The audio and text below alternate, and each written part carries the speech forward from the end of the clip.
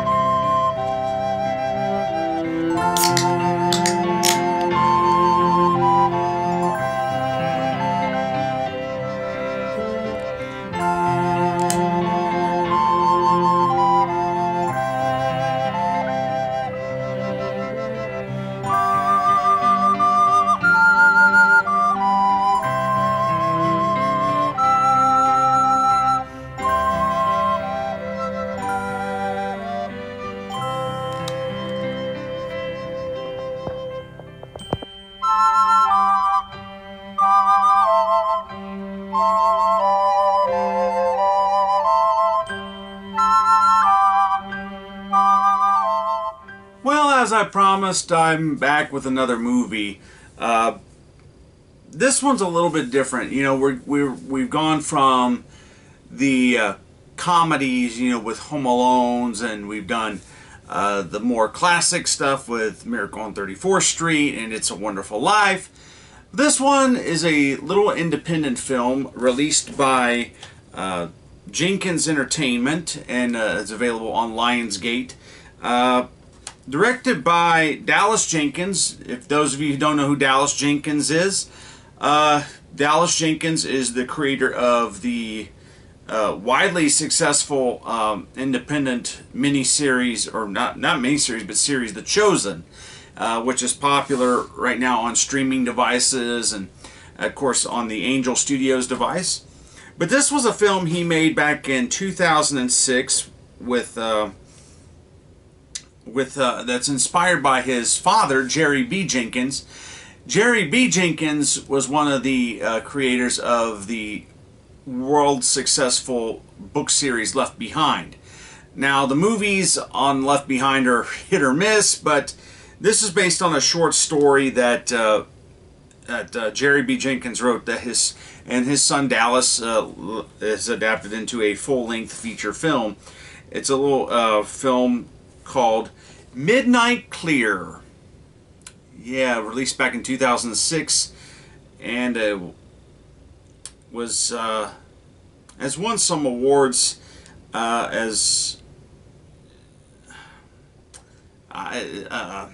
it's listed on the back here. There's a couple that I'm not really familiar with them. It's not like the Cannes Film Festival or something like. It's like Kansas. What was it say? Kansas International Film Festival, Cinequest Film Festival, Redemptive Film Festival. Yeah, it's won some award, and also from the Dove Foundation. This is a PG-13 film, so this film delves deep into some dark territory, even for a faith-based film. The film stars Stephen Baldwin and Kay Callan. Kay Callan was she was on the TV show Lois and Clark, The New Adventures of Superman, back in the 90s, and as well as we have Victoria Jackson making an appearance. Richard Real, I can't pronounce his name, but he was the older gentleman in the movie Office Space, the one that was paranoid. And then you also have Kevin Downs, who's been in several faith-based films. This is kind of a complex story that is told here. It's about 5 lonely people, and it's Christmas Eve. They each have their own little story, but somehow it all comes together at the end. And little interactions between this gas station. Stephen Baldwin's character, he plays a character by the name of Lefty. And at the beginning of the film, you see that he is an alcoholic. He's living in his car. He loses his job. He's in the middle of a divorce.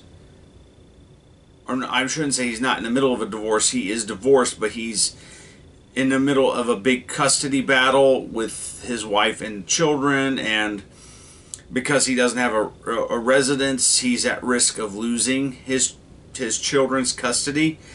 Then you have his mother, played by Kay Callan. She is a shut-in. She's completely shut off from the world and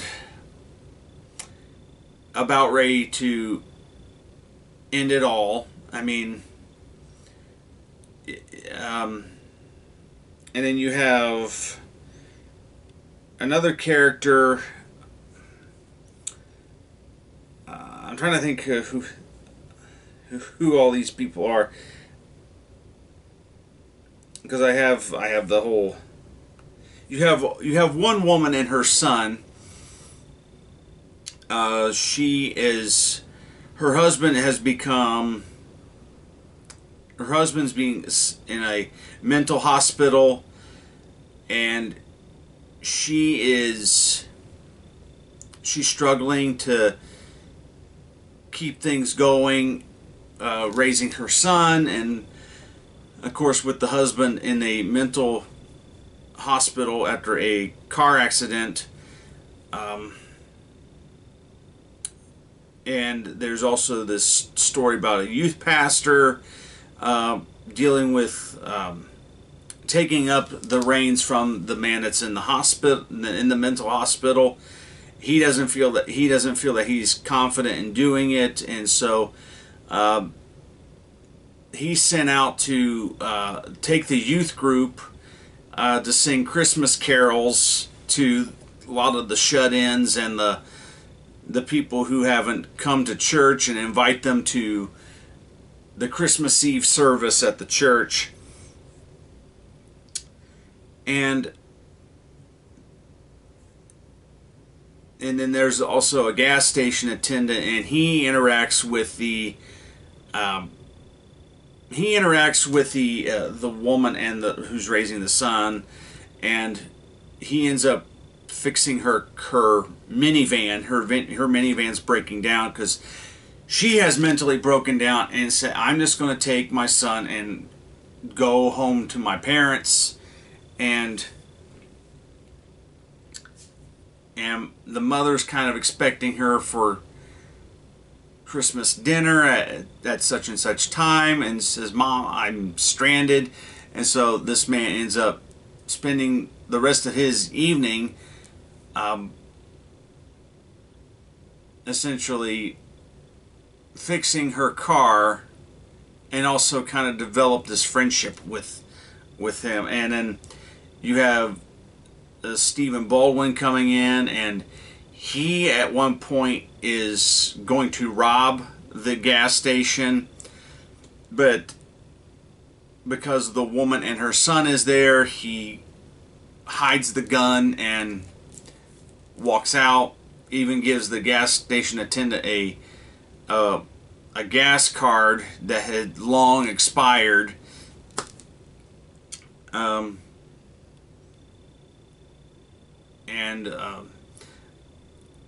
of course, the son. You know, there's several stories that are going on here, and like I said, it's really complex. I would encourage, if you can find it, check it out. It's kind of a heartwarming story. It is really downbeat, but it has hope at the end of it.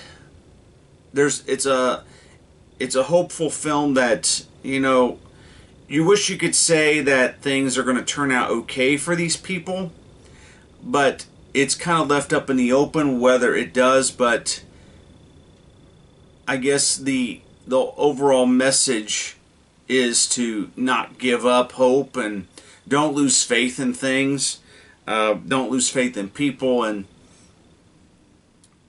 and and there's some healing that takes place, and it's a nice little film to watch, and it's not a, like I said, it's not a real uplifting movie like you're cheering at the end of it, but it has hope for it. I mean, there's hope. And because there's even one story with the youth pastor, he doesn't think that he's he doesn't feel that what he's doing is making a difference. And and I'll be honest, because I've hung around my pastor long enough and watched him come up through, being a youth pastor and taking over the head pastor's position.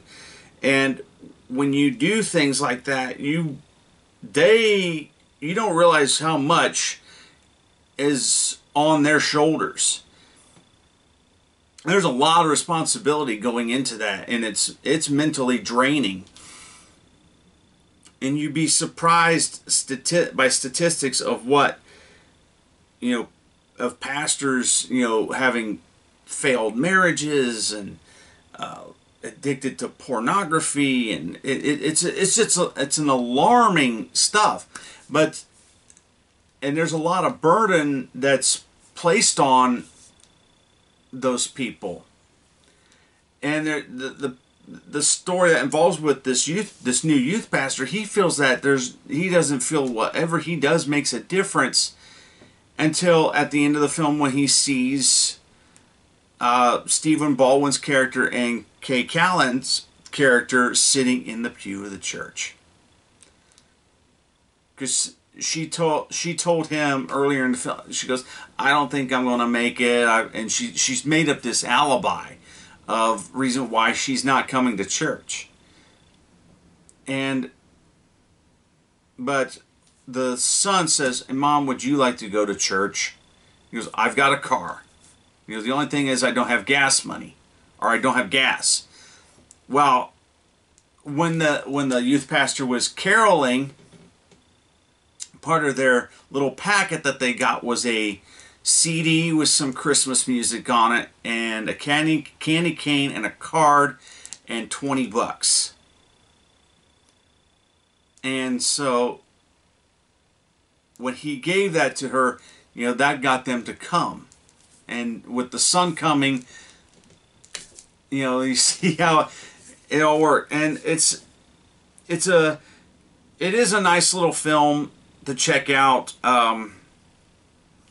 But don't go looking for it to be very, very uplifting.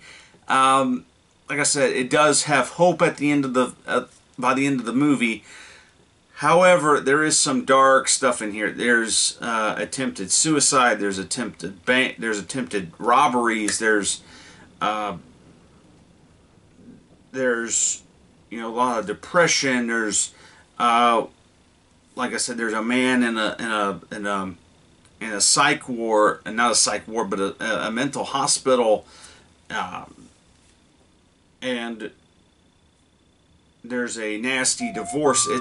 It deserves its PG-13 rating. But yeah, Midnight Clear is the name of the film. So from me to you, see you later.